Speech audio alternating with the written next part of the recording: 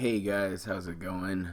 Today is April 11th, 2019, and I wanted to go ahead and put this little video out really quick. I don't know what I'm going to call this kind of a series. It's almost like a reactionary series. Maybe cracking the case or something along those kind of lines. But just the other day, we found out that good old Mr. Philip Burnell, Darkside Phil here, actually dropped the bomb. He full on jumped the shark on my theory that he was going to go ahead and propose on this trip to Connecticut. And instead, he goes ahead and drops the bomb that these two got married. So yeah, now him and Kat are married. And it was a small ceremony. And the funny thing is that it was probably him, Kat, of course, and his parents. I guess he picked up a suit that was 10 years old that he probably left at his mom's house and wore that. And she has what seems to be some form of maybe a used dress, like a secondhand store or something like that. And she has some horrendous hair and makeup for getting married. It's absolutely amazing. As you guys can see, I have it up right now on screen. It was unexpected. LSB pretty much called it, and I'll probably tuck that audio in here in a second, and along with maybe Tevin's audio, because he was streaming as well when people started talking about it. MrHuth stuff, we'll get that credit because he put out a video where it has both of their reactions. But yeah, LSB pretty much called this. I was pretty close. There were probably quite a few people over on Kiwi Farms that were really kind of close and in the ballpark of marriage or in talking about engagements. Now, what does this mean? The thing is, how I see it is, let's break it down. So a year ago, he was asking for money for back due taxes that he all of a sudden found out that he owed. That was that $4,000 that he owed before Kat moved in. That was at the same time earlier he used taxes and took that money and allegedly went ahead and he spent money on putting Kat up in room and board because her boyfriend kicked her out for talking to DSP behind her back, or his back. And then they went ahead and, DSP went ahead and flew her back and forth from Michigan to his house in Seattle, or Renton. And he spent that extra $4,000 to go ahead and move her out from Michigan, pay off whatever else she owed out there, as well as go ahead, bring her to Renton, buy her new clothes, buy her new cell phone, this, that, and the other thing.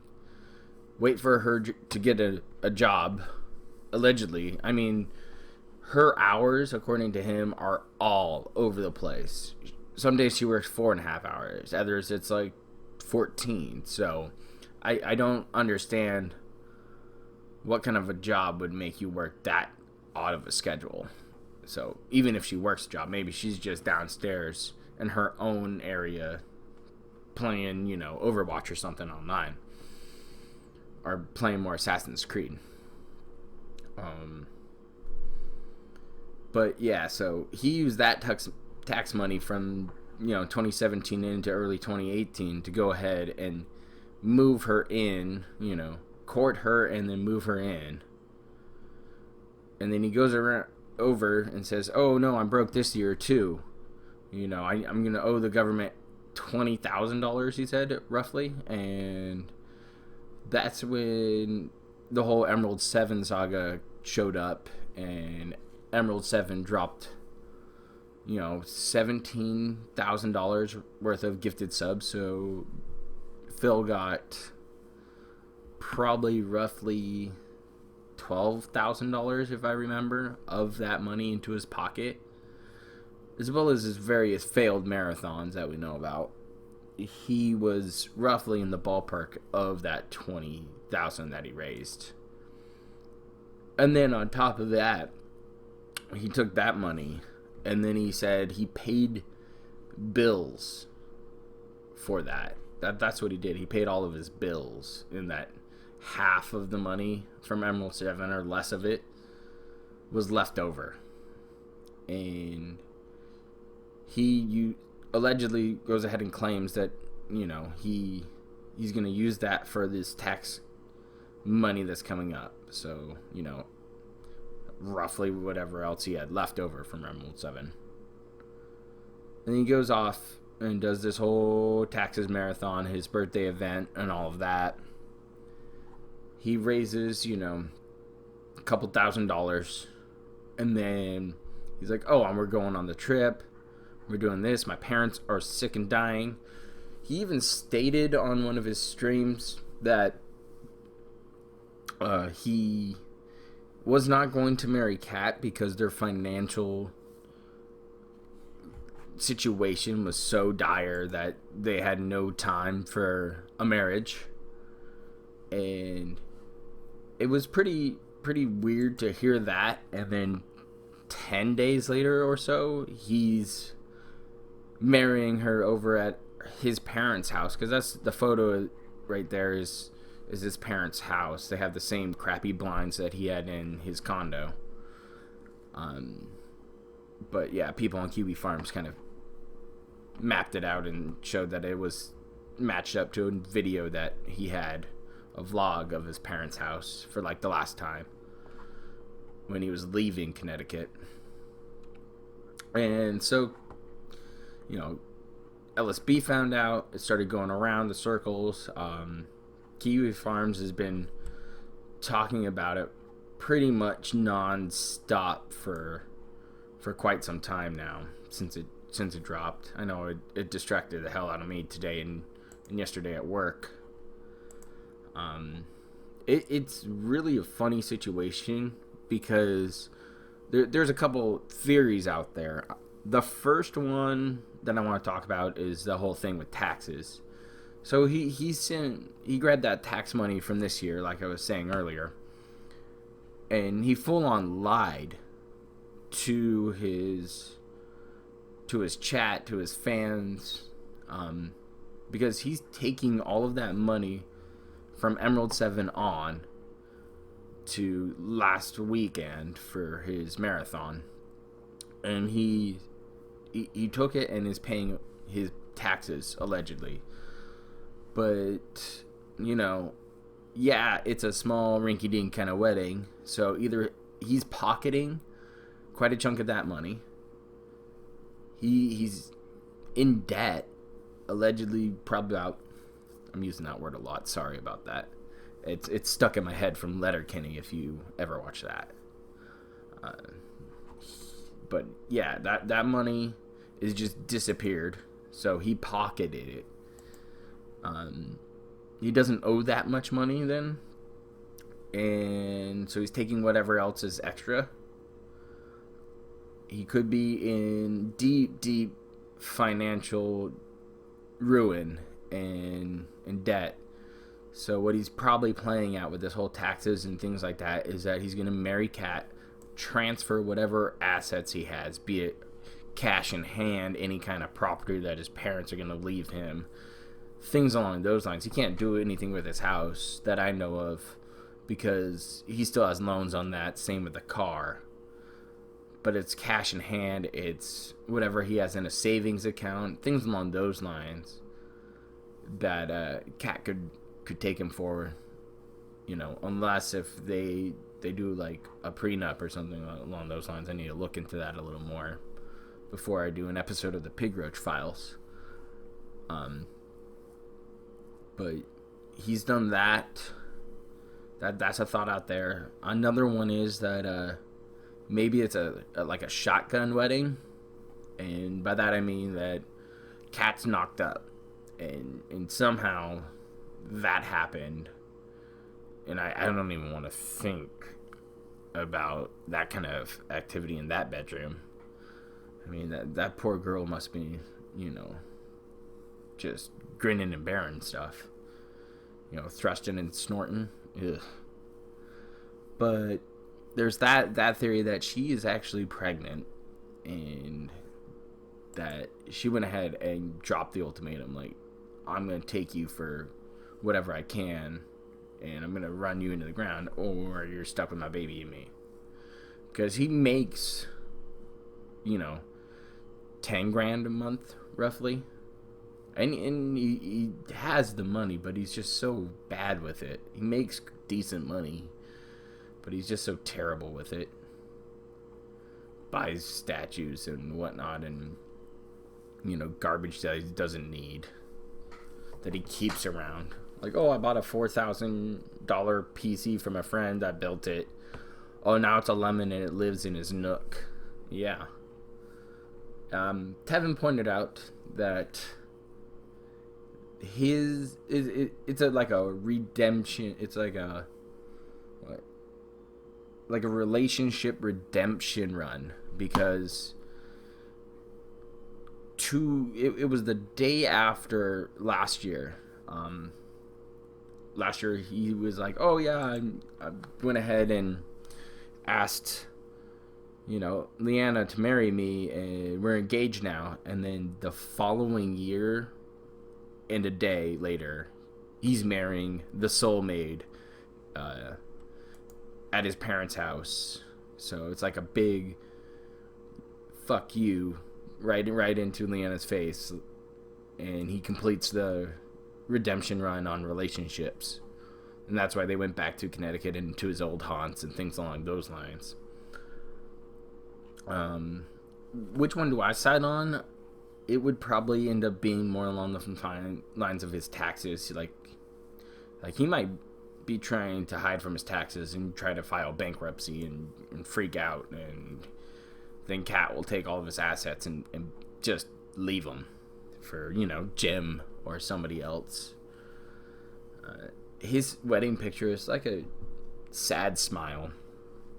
And also, I want to talk about the fact that he can't stay off of Twitter. He keeps going on Twitter telling us that, he wasn't lying, and that, his parents, out of his own words, that his parents are paying for everything for the trip. So they don't have to pay for anything. So does that mean that his parents paid for this wedding? Even if it was just a couple $1,000s for a dress, rings, and, some, a piece of the state or whatever it is to go ahead and get married. But aside from that, he's been all over Twitter telling us how he was laughing at dumb trolls, and how people are being so toxic towards it, and how, we had to keep it a secret because detractors were going to ruin it. People, overall, for what I've seen, they don't care. They think it's hilarious that they got married, because it just seems like a big dumb move. It's like an ego trip, and he's trying to pull rank, being like, I'm married and I'm a grown man. All these dumb kids just make fun of me. And it's going to be amusing for the most part. We're going to get his podcast when he comes back on Sunday. And we're probably going to end up trying to be in a restream with James the Lesser on that day for that whole podcast, because it's going to be hilarious. The mental gymnastic that he's going to have to pull off to convince his pay pigs that they weren't taken for a ride here is going to be amazing. Yes, there's going to be those cucks who are going to be like, oh, congratulations, I hope you're so happy. And that's that is what it is. They're just drinking too much of the Kool-Aid and they're blind by now.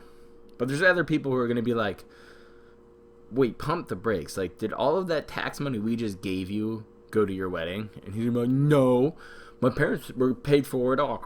And that's just even lower than, you're just scum if your parents paid for your entire wedding for a woman that you moved in to your house and married in within a little over a year.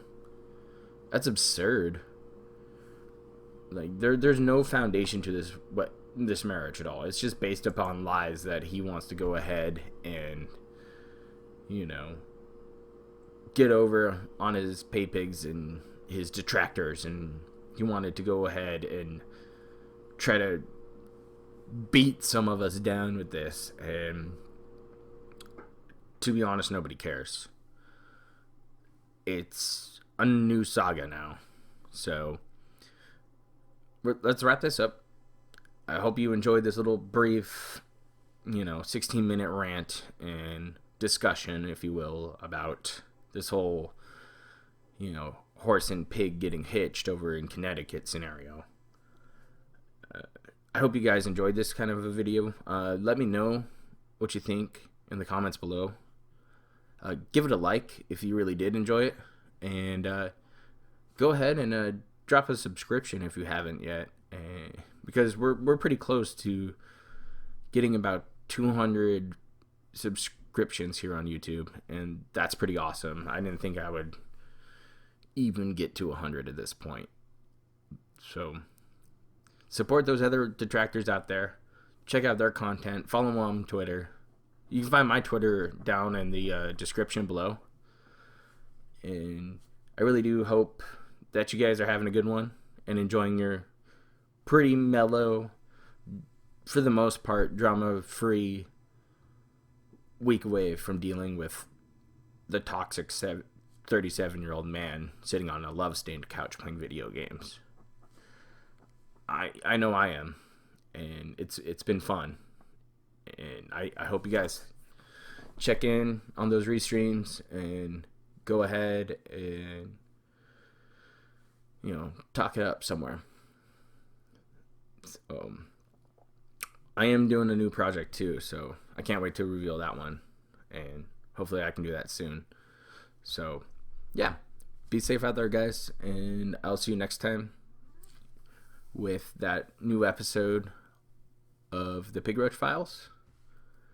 And I will see you later on with the new project, and also, when it comes down to it, the more reaction videos. Have a good one.